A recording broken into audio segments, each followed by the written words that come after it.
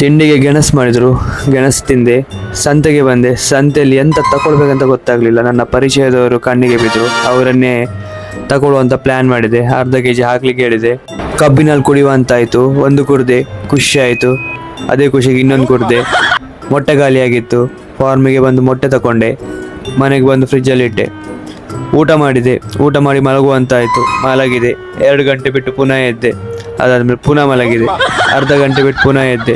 ಅದೇ ಖುಷಿಗೆ ಕನ್ನಡಿಯಲ್ಲಿ ಮುಖ ನೋಡಿಕೊಂಡೆ. ಖುಷಿ ಆಯಿತು. ಅದೇ ಖುಷಿಯಲ್ಲಿ ಪುನಃ ಚಹಾ ಮಾಡಿ ಕುಡಿದೆ. ಬೀಚಿಗೆ ಬಂದೆ. ಬೀಚಲ್ಲಿ ಸ್ವಲ್ಪ ಕಾರ್ಡಿಯೋ ಮಾಡುವ ಅಂತ ರಾಪಕ್ಕೆ 2 ಪುಷಪ್ಸ್ ತೆಗೆದೆ. ಸಾಕಾಯಿತು. ಪೋಸ್ ಮಾಡಿದೆ. ಬಟ್ಟೆ ಹಾಕಿ ಪೋಸ್ ಮಾಡಿ ಬೋರ್ ಆಯಿತು. ಬಟ್ಟೆ ಬಿಚ್ಚಿ ಪೋಸ್ ಮಾಡಲಿಕ್ಕೆ ಶುರು ಮಾಡಿದೆ. ಅಷ್ಟೊತ್ತಿಗೆ ನಾನು ಪೋಂಕ್ರನಿಗೆ ಕಾಲ್ ಮಾಡಿದ್ದೆ. ಪೋಂಕ್ರ ಬರ್ತಾನೆ. ಪೋಂಕ್ರ ಬಂದಂಗೆ ಬೈಲಿಕ್ಕೆ ಶುರು ಮಾಡಿದ. ನಾನಿನ್ನ ವಿಡಿಯೋದಲ್ಲಿ ಬರೋದಿಲ್ಲ ಮಾರ ಅಂತ. ಆದರೂ ನಾನು ಬಿಡಲಿಲ್ಲ ಅವನನ್ನು. ಅವನದ್ದು ಮತ್ತೆ ಶುರುವಾಯಿತು ಪುಂಡಿ ಬೇಯಿಸ್ಲಿಕ್ಕೆ. ಈ ಪುಂಡಿ 6 ಗಂಟೆ ಶುರುವಾದ ಗಂಟೆ 7 ಆದರೂ ಅವನ ಪುಂಡಿ ಮುಗಿತಿಲ್ಲ. ಮತ್ತೆ ನನಗೆ ಸಾಕಾಯ್ತು. ನಾನು ಸೀದಾ ಮನೆಗೆ ಬಂದೆ ಅವನ ಬಿಟ್ಟು. ಗೈಸ್, ವಿಡಿಯೋ ಇಷ್ಟ ಆದರೆ ಲೈಕ್, ಶೇರ್, ಕಮೆಂಟ್ ಎಂತ ಬೇಕಾದ್ರೆ ಮಾಡಿ ಸಪೋರ್ಟ್ ಮಾಡಿ ಅಷ್ಟೇ. ಬಾಯ್ ಬಾಯ್.